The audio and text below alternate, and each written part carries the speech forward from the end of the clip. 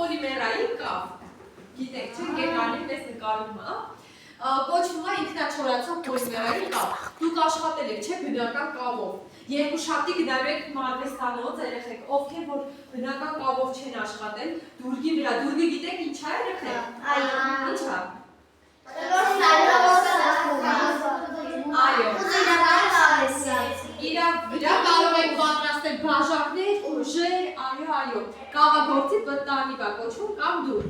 Դրա վրա երկուշաբթի օրը մեկ աշխատելու եք, դուք պատրաստելու եք բնական կավից եւ ինքը ունի հանգստացնող հատկություն, բայց այս կավը, որով որ դուք հիմա աշխատում եք, պատրաստելու եք փոքրիկ ինչ-որ իրեր, արձանիկներ, կենդանիներ կարող եք պատրաստել, հիմա տեսնեմ ինչ եք պատրաստելու։ Այո, կարող ես, իհարկե։ Ես քեզ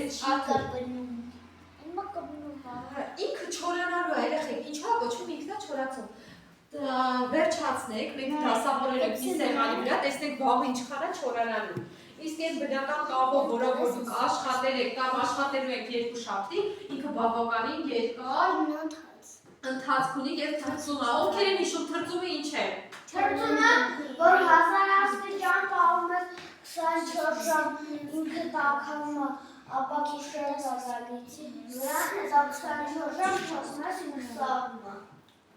ապրես հատուկ թրծավարանի մեջ, բարձր ջերմաստիճանի տակ կավը մշակում է անցնում։